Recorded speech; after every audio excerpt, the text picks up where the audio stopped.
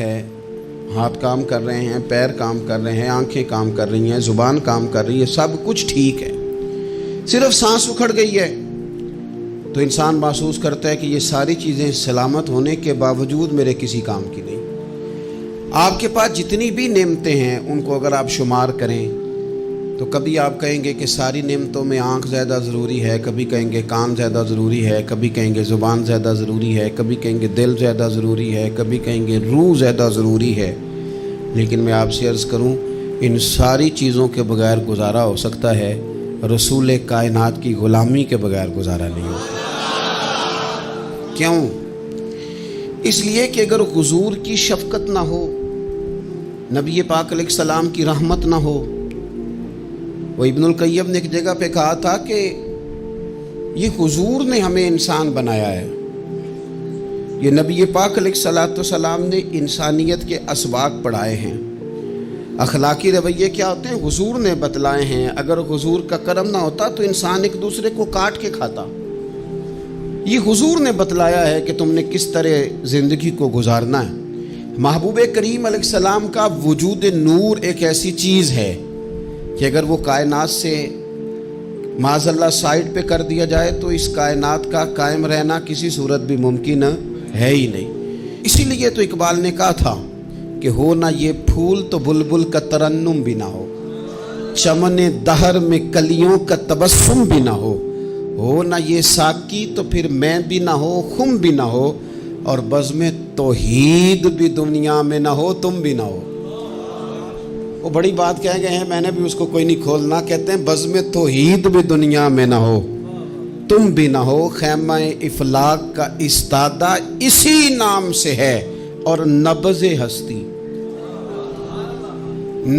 ہستی تپش آمادہ اسی نام سے ہے۔ تو اقبال پھر ہمیں کرنا کیا ہے؟ کہنے لگے کرنا آپ کو یہ ہے کہ قوت عشق سے ہر پست کو بالا کر دے اور دہر میں اسم محمد سے اجالا کر دے۔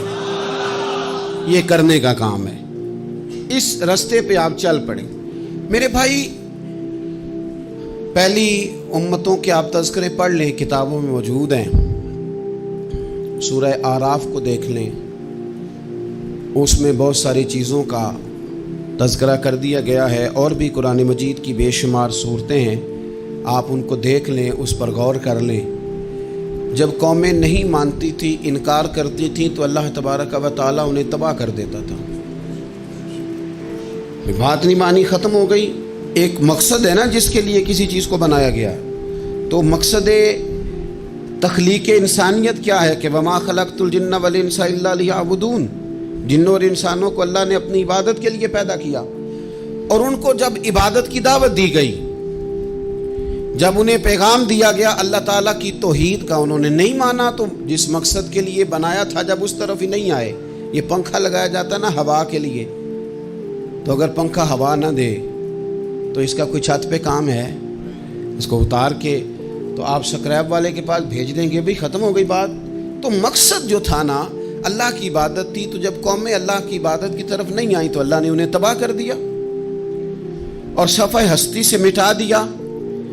اللہ تعالیٰ کے پیارے محبوب علیہ السلام نے کفار مکہ کو، قریش کو، عالم عرب کو، عالم انسانیت کو دعوت دی، وداعیا الی اللہ باذنہ وسراجا منیرا۔ اس منصب پر فائز ہو کر حضور نے دعوت دی۔ جب انہوں نے دعوت کا انکار کیا، حضور نے انہیں عذاب سے ڈرایا، اللہ کے عذاب سے، چونکہ حضور نذیر ہیں۔ انہوں نے یہ کہا کہ اگر آپ کہتے ہیں نا کہ ہم پر عذاب آئے گا تو پھر آپ وہ عذاب لے آئیں، ہم پہ آئے۔ جب کوئی آدمی منہ سے تباہی مانگے، جب کوئی شخص اپنے منہ سے یہ کہے کہ کر لیں جو ہوتا ہے معاذ اللہ، تو اگر تو سامنے والا کمزور ہو تو شاید وہ کچھ نہ کر سکے، لیکن یاد رکھنا کئی دفعہ کمزور ہوتا ہے تو کچھ نہیں کرتا، تو کئی دفعہ مہربان بڑا ہوتا ہے، رحمان اور رحیم کئی دفعہ کرم نوازی کرتا ہے۔ جب انہوں نے کہا نا کہ لائیں وہ عذاب ہے محبوب جس کا آپ وعدہ کرتے ہیں، تو اللہ نے کیا فرمایا؟ فرمایا وما کان اللہ لیعذبہم وانت فیہم۔ محبوب رب کی یہ شان ہی نہیں کہ انہیں عذاب دے، کیوں؟ اس لیے کہ آپ ان کے درمیان موجود ہیں۔ اے محبوب علیہ الصلوۃ والسلام، اللہ کی یہ شان نہیں کہ انہیں عذاب دے اس حال میں کہ آپ ان کے درمیان موجود ہیں۔ آپ میری بات کو سمجھیں گے, غور کریں گے کہ کافروں کے درمیان اگر حضور موجود ہوں تو عذاب نہیں آتا, تو قیامت میں جب حضور مومنوں کے بیچ موجود ہوں گے, مجھے کہہ لینے دو نا کہ اساں جہاں گناہیاں دا جدوں اعمال نامہ پھرول ہوئے, پھر ذرے ذرے نے سامنے آ جانا ہے, جو جو منہ تھی بولیا بول ہوئے, اساں بھی کول حضور دے بیٹھ رہنا ہے, لکھ عمل ترکڑی تول ہوئے, او دے کولوں بھی رب نے حساب لینا ہے جیڑا بیٹھا ہی محمد دے کول ہو صلی اللہ تعالی علیہ وسلم, او دے کولوں بھی رب نے حساب لینا ہے جیڑا بیٹھا ہی محمد دے کول ہوئے, جس کو کہتے ہیں قیامت حشر, جس کا نام ہے, جس کو کہتے ہیں قیامت حشر, جس کا نام ہے. تیرے دیوانوں کے لیے وہ دن تو جشن عام ہے, زیارت ہوگی نا حضور کی, تیرے دیوانوں کے لیے وہ دن تو جشن.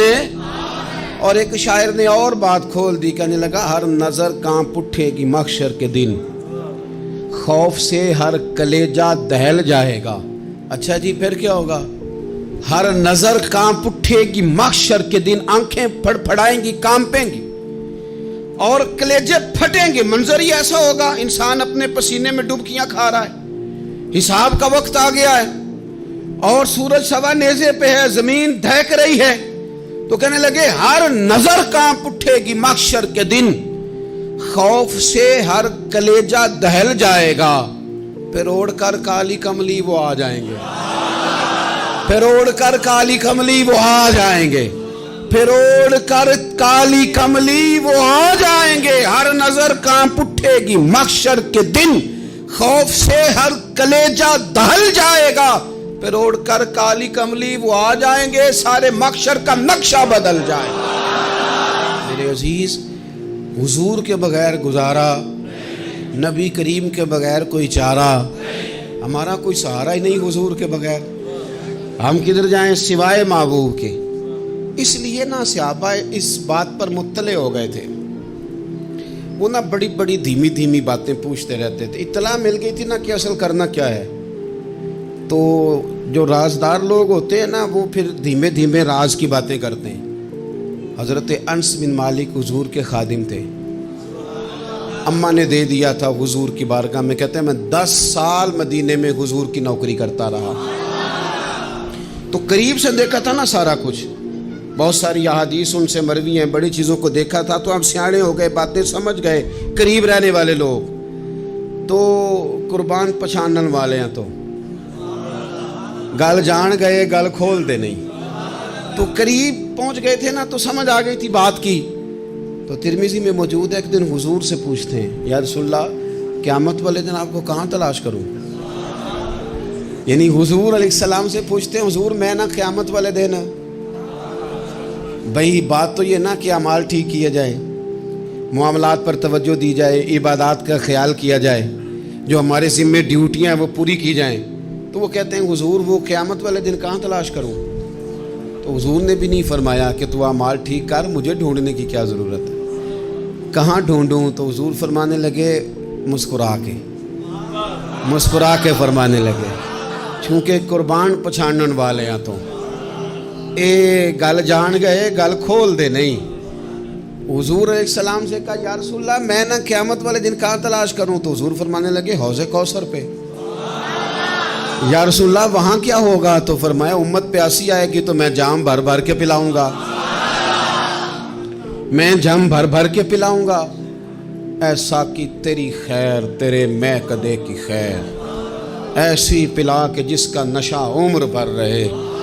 اور ایک نے کہا تھا کہ طیبہ سے منگائی جاتی ہے, سینوں میں رچائی جاتی ہے, توحید کی میں پیالوں سے نہیں نظروں سے پلائی جاتی. حضور صلی اللہ علیہ وسلم نے فرمایا حوض کوثر پہ بھی جام پلائیں گے. سیانے بڑے تھے, حضرت انس اور بلا ہمارا کر رہے تھے. یہ حضور سے پوچھ کے نا تو ہمیں ایڈریس بتا رہے ہیں, کیونکہ حدیث روایت کر دی نا تو ہمیں ایڈریس سمجھا دیے, پتے بتا دیے کہاں پہنچنا ہے, ساری جگہ سمجھا دی. چلیں جدید دور آ گیا ہے, انہوں نے لوکیشن بتا دی کہاں کر کے نا کس جگہ جا کے سٹاپ کرنا ہے کام. یا رسول اللہ وہاں ملاقات نہ ہوئی تو حضور نے فرمایا پھر پل صراط پہ آنا. یا رسول اللہ وہاں کیا ہوگا؟ فرمایا امت گزر رہی ہوگی اور میں دعائیں مانگ رہا ہوں گا، رب سلم امتی، رب سلم امتی، یا اللہ میری امت کو سلامتی سے گزار دے۔ تو وہاں آ جانا، میں دعائیں وہاں مل جاؤں گا، قربان جائیں۔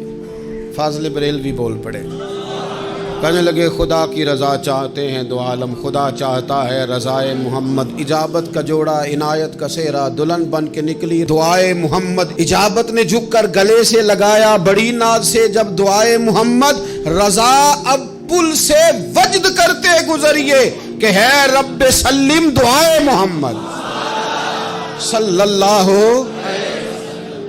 تو عرض کی یا رسول اللہ وہاں ملاقات نہ ہوئی تو؟ میں نے کہا وہ ہمیں لوکیشن سمجھا رہے تھے، انہیں تو پتا تھا پہلے ہی، ایک قربان پچھانن والے ہیں تو ایک گل جان گئے گل کھول دے نہیں، تو وہاں نہ ملاقات ہوئی تو حضور نے فرمایا پھر میزان عمل پہ آنا۔ یا رسول اللہ وہاں کیا ہوگا؟ فرمایا امت کے عمل تول رہے ہوں گے اور میں ان کے لیے دعائیں کر رہا ہوں گا۔ میں نہیں جا سکا کبھی بچوں کے ساتھ پیپر دلوانے، استاد کو اجازت نہیں دیتے، کہتے ایگزامینر اور آئے گا کوئی، جس نے پڑھایا ہو اسے اجازت نہیں کہ تو جا۔ ابا جی کو اجازت نہیں ہوتی کہ وہ ایگزامینیشن ہال میں جائے، وہاں تو کوئی اور لوگ آتے ہیں۔ یہ بھی عجیب سبق ہے نا کائنات کا کہ سارے تعلیم و تربیت کے اسباق بھی حضور پڑھائیں، رنگ بھی سارا حضور ہی بتائیں، اور قبر کے سوالات بھی سارے ہمیں حضور بتا دیں، اور جب پیپر ہونے لگے تو سرانے بھی کھڑے ہو جائیں۔ تو پھر کہہ لینا ایک دفعہ پھر کہ وہ دے کولوں کی رب نے حساب لینا، جیڑا بیٹھا ہی محمد دے کولوں، وہ دے کولوں کی رب نے حساب لینا۔ میرے عزیز ہمارا گزارا نہیں حضور کے بغیر۔ لوگ اصل میں نا ہمارا مسئلہ نہیں سمجھتے، ہمارا مسئلہ کچھ اور ہے۔ لوگ ہمیں نا بلا وجہ پریشان کرتے ہیں، کبھی جھنڈے سے، کبھی ڈنڈے سے، کبھی جھنڈی سے، کبھی کسی شے سے، کبھی کسی شے سے، کبھی کہتے ہیں وہ نعت اونچی پڑھ لی، کبھی کہتے ہیں سلام اونچا پڑھ لیا، کبھی کہتے ہیں وہ جھنڈیاں لگا دیں۔ میں نے کہا آپ کی بات بھی ٹھیک ہے پر ہمارا مسئلہ تو سمجھو نا، ہمارا گزارا نہیں نا بھائی۔ جو کسے دا عاشق ہوئے وہ گالوں سے دی، 100 مکر بہانے کر کے۔ میں پوچھے ہے میاں صاحب نو مزار تے جا کے کہ مکر کرنے ٹھیک نے؟ تو سا کہنا مکر کردا ہے تے حضور ٹھیک نے؟ تے مینوں لگدا ہے کہ پولا جان دے سے پے کہ سونا راضی کرنا ہوئے تے موڑ ٹھیک نے۔ حضور نے ایک دن کہا تھا، حضرت ابو سعید خدری نے کہا یا رسول اللہ آپ قرآن پاک کی تلاوت کر رہے تھے، قرآن پاک بڑا سونا پڑھتے تھے نا، تو نبی کریم نے سن لیا، اب کیا کریں دلیل دیں گے تو بات مضبوط ہو جائے گی۔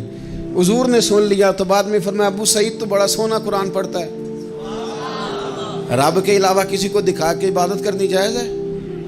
حضرت ابو سعید خدری کہنے لگے سن رہے ہیں، مجھے پتہ نہیں تھا آپ سن رہے ہیں، ورنہ میں نے تو اور بنا بنا کے پڑھنا تھا۔ اب تو مان جاؤ نا، جو کسے دا عاشق ہوئے گالوں سے دی کرد ہے، 100 مکر بہانے کر کے، 100 مکر بہانے کر کے او دے مرنے مرد ہے۔ میرے عزیز ہماری مجبوری ہے، لوگ اس بات کو سمجھتے نہیں، ہماری مجبوری ہے، حضور کا میلاد ضروری ہے، لوگ سمجھتے نہیں بات کو، اس لیے بلا وجہ رٹا ڈال کے بیٹھتے ہیں۔ بھئی ہم نے تو کوئی رٹا ڈالنا نہیں، نہ سیاست کا، نہ دولت کا، نہ اقتدار کا، نہ کسی اور چیز کا۔ سیاست دے جھگڑے اساں چھوڑ دیتے، اتنے محبت دا جھگڑا ہے، یہ چھڑا کوئی نہیں سکتا۔ تو میرے عزیز ہمارا حضور کے بغیر گزارا، اور نبی پاک علیہ السلام کے بارے میں رب فرماتا ہے وَلَسَوْفَ يُعْطِيكَ رَبُّكَ فَتَرْضَىٰ، محبوب میں آپ کو اتنا دوں گا کہ آپ اپنے رب سے راضی ہو جائیں گے۔ کیا کروں میں؟ اب یہ آیت اتنی شاندار ہے۔ حضرت امام زین العابدین رضی اللہ تعالیٰ عنہ سے کسی بندے نے کہا قرآن پاک میں سب سے زیادہ امید والی آیت کون سی ہے؟ اس کا خیال تھا لا تقنطوا من رحمت اللہ کہیں گے، اللہ کی رحمت سے نا امید نہ ہونا۔ اس نے کہا حضور سب سے امید والی آیت بتائیں، وہ کہتا میرے ذہن میں تھا کہ یہ والی آیت پڑھیں گے۔ تو امام زین العابدین رضی اللہ تعالیٰ عنہ فرمانے لگے سب سے امید والی آیت ہے وَلَسَوْفَ يُعْطِيكَ رَبُّكَ فَتَرْضَىٰ، رب کہتا ہے محبوب اتنا دوں گا کہ آپ اپنے رب سے راضی ہو جائیں گے۔ آیت نازل ہو گئی تو حضور پتہ کیا فرماتے ہیں صحابہ سے؟ فرماتے ہیں رب کہتا ہے حبیب تجھے راضی کرنا ہے، اور جب تک میرے سارے غلام جنت میں گئے نہ میں نے اللہ سے راضی ہونا ہی نہیں۔ میں نہیں راضی ہوتا اللہ سے. سارے جائیں گے تو میں تو کہتا ہی رہوں گا نا قربان پچھانن والے آتا. وہ گل جان گئے پر گل کھول دے, وہ گل کھول دے نہیں. پتہ چل گیا بات کا. حضور کے بغیر گزارا, حضور کے بغیر کوئی چارہ ہی نہیں. اور خود حضور کیا فرماتے ہیں, یہ سنن ابن ماجہ ہے, میرے رسول پاک صلی اللہ تعالیٰ علیہ وسلم ارشاد فرماتے ہیں, حدیث کے راوی حضرت ابو موسیٰ اشعری رضی اللہ تعالیٰ عنہ, حضور فرماتے ہیں کہ اللہ نے مجھے اختیار دیا. یا رسول اللہ کس بات کا؟ فرمایا رب نے اختیار دیا, میں چاہوں تو آدھی امت بغیر حساب کے جنت چلی جائے, اور میں چاہوں تو اللہ سے اختیار لے لوں کہ یا اللہ مجھے شفاعت کا حق دے, میں سفارش کرتا جاؤں اور تو انہیں معافی دیتا جائے. یہ مجھے اختیار دیا اللہ تعالیٰ نے. تو حضور کیا فرماتے ہیں؟ فرماتے ہیں وہ آدھی امت والا سودا نہیں میں نے قبول کیا, میں نے نہ شفاعت لی ہے کیونکہ یہ عام تر ہے اور یہ کفایت کرنے والی ہے, یہ عام بھی ہے اور کفایت کرنے والی بھی ہے. اور حضور نے یہ لفظ کہے, یہ سنن ابن ماجہ کتاب الزہد دیکھیے گا, اس میں روایت مل جائے گی. حضور فرماتے ہیں یاد رکھو تمہارا کیا خیال ہے کہ میری یہ شفاعت پرہیزگاروں کے لیے؟ خود جملہ استفہامیہ سے بات کرتے ہیں, تمہارا کیا خیال ہے کہ میری یہ شفاعت جو قیامت میں سفارش کروں گا تو پرہیزگاروں کی کروں گا؟ حضور فرماتے ہیں نہیں, میں قیامت میں گناہگاروں کی سفارش کروں گا, میں گناہگاروں کی سفارش کروں گا, گناہگاروں کے لیے عرض کروں گا اللہ کی بارگاہ میں. کچھ دن پہلے میں کہیں پڑھ رہا تھا, کسی کا مضمون اس نے تشبیہ کس طرح کی دی ہے مجھے پتہ نہیں, لیکن لکھ دی بات. کہنے لگے ایک وکیل ہوتا ہے, ایک شفیع ہوتا ہے. ایک وکیل ہوتا ہے, ایک حضور وکیل نہیں ہمارے, حضور ہمارے شفیع ہیں, شفاعت کرنے والے ہیں. وکیل یہ کہتا ہے جج صاحب سے کہ یہ جس کا میں وکیل ہوں نا, اس نے نا غلطی کوئی نہیں کی, اسے معاف کر دیں. وکیل یوں بحث کرتا ہے, کہتا ہے اس نے کیا ہی نہیں, جرم معاف کریں. اور جو شفیع ہوتا ہے نا وہ کہتا ہے مالک اس نے سارے کیے, تو میرے آنے کی لاج رکھ اور اسے معاف کر دے. یہ وکیل اور شفیع کا یہ فرق ہوتا ہے کہ شفیع کہتا ہے سونیا سارے کیے ہیں, بڑے بڑے پاپ کیے ہیں, پر میں جو آ گیا ہوں تو مہربانی کرنا معافی دے دے. میرے عزیز حضور کے بغیر کہیں بھی گزارا نہیں ہے. ہم نے نا جب یہ بات سمجھ لی, اور پتہ ہے نبی کریم صلی اللہ علیہ وسلم نے آگے بڑھ کے خود بھی کئی مقامات پر اس بات کو کھول کر مختلف انداز میں بیان کیا. حضرت عبداللہ ابن عباس رضی اللہ تعالیٰ عنہ کی روایت آپ دیکھ لیں, یہ آپ کو مستدرک میں ملے گی. حضور صلی اللہ علیہ وسلم فرماتے ہیں قیامت کے دن اللہ تعالیٰ انبیاء کے لیے نور کے ممبر بچھائے گا, ہر نبی ممبر پہ بیٹھ جائے گا, ہر پیغمبر علیہ السلام اپنے ممبر پہ جلوہ فروز ہو جائیں گے, ہر پیغمبر. لیکن حضور فرماتے ہیں میرا ممبر خالی ہوگا. یا رسول اللہ صلی اللہ تعالیٰ علیہ وسلم آپ کا ممبر کیوں خالی ہوگا؟ حضور فرماتے ہیں میں ممبر چھوڑ کے رب کی بارگاہ میں کھڑا ہو جاؤں گا, اور اس ڈر سے کھڑا ہو جاؤں گا کہیں ایسا نہ ہو کہ میں جنت میں چلا جاؤں اور میری امت رہ جائے. میں اپنی امت کی سفارش کروں گا, رب میری امت کی سفارش قبول کرے گا. فرماتے ہیں میں اتنی سفارش کروں گا, اتنی سفارش کروں گا کہ جہنم کا دروغہ مجھ سے کہے گا کہ محبوب کمال ہو گئی, آپ نے تو اپنا کوئی غلام دوزخ میں رہنے نہیں دیا, سارے آپ نے نکال دیے. کسی شاعر نے بڑی خوب بات کی تھی, اس نے کہا تھا کہ یاد رکھو قیامت کا جو دن ہے نا, یہ قیامت کا دن دراصل ہمارا وقت ہوگا خاص, جب ہم نبی پاک صلی اللہ علیہ وسلم کی بارگاہ میں جائیں گے تو ہمیں سمجھ آ جائے گی کہ دنیا میں ہم نے کئی دوستیاں لگائی تھیں پر جھوٹی لگا بیٹھے. ایک دوستی سچی ہے جو مدینے والے کی ہے, وہ کہتے ہیں محمد بوٹیا جھوٹا ہی جاگ سارا, اے سچیاں مدینے والے دیاں یاریاں, سچیاں مدینے والے دیاں. تو نبی پاک صلی اللہ علیہ وسلم کے بغیر نہ دنیا میں گزارا ہے, نہ قبر میں گزارا ہے, نہ آخرت میں گزارا ہے. اب ایک سبق ہے, وہ سبق بھی آپ نے ضرور یاد کرنا ہے. جس شخصیت کے بغیر ہمارا گزارا نہیں, نہ قبر میں, نہ حشر میں, نہ پل صراط پہ, نہ میزان انبل میں, نہ حوض کوثر پہ, تو ہمارا ان کے بغیر دنیا داری میں گزارا کیسے ہو جاتا ہے؟ ہمارا تجارت بھی حضور سے سیکھیں، گھرداری بھی حضور سے سیکھیں، شادی بیاہ کے طریقے بھی حضور سے سیکھیں۔ جب گزارا نہیں حضور کے بغیر تو پھر زندگی کے سارے سلیقے حضور سے سیکھیں، پھر ادھر ادھر جانے کی ضرورت ہے۔ حضور کی سیرت کو پڑھیں، سوانے کو پڑھیں، حیات مبارکہ کا مطالعہ کریں۔ یہ جو ہم میلاد کا جلوس لے کے نکلتے ہیں نا، جب ہم نے بہت ساری چیزوں کو سطحی سا سمجھ لیتے ہیں معاذ اللہ بعض اوقات۔ یہ جب ہم میدان میں نکلتے ہیں نا، میلاد کے جلوس میں حضور کے نام کا نعرہ لگاتے ہیں، تو ہم للکارتے ہیں اس نظام کو جو نظام حضور سے پہلے تھا۔ امیر غریب کی تقسیم تھی، ذات برادری کی تقسیم تھی، چھوٹے بڑے کی تقسیم تھی، گورے کالے کی تقسیم تھی۔ ہم جب میدان میں نکل کے نعرہ لگاتے ہیں تو ہم اس نظام کو للکارتے ہیں۔ ہم کہتے ہیں وہ نظام نہیں چلے گا، اب حضور کا میلاد ہو گیا ہے۔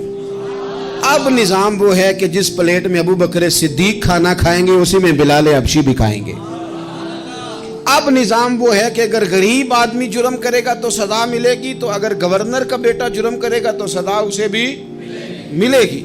اب حضور کا نظام آ گیا، ہم اس نظام کی طرف بڑھتے ہیں۔ اپنے آپ کو حضور کے قدموں کی طرف مائل کریں۔ میلاد صرف 1 سے 12 ربیع الاول تک نہیں، میلاد سارا سال ہے، ذکر میلاد سارا سال ہے، میلاد کی محفل سارا، اور میلاد صرف مسجد میں نہیں، گھر میں بھی ذکر میلاد، دکان میں بھی ذکر میلاد۔ ذکر میلاد سے مراد حضور کی تعریفیں، نبی پاک کی شانیں، حضور کی باتیں، آ میرے دل آمنہ کے لال کی باتیں کریں، چہرہ والشمس کے اجلال کی باتیں کریں، اپنی طبیعتیں حضور کے ساتھ لگائیں، اپنے آپ کو حضور کے قدموں سے وابستہ کریں اور عشق کریں نبی پاک سے۔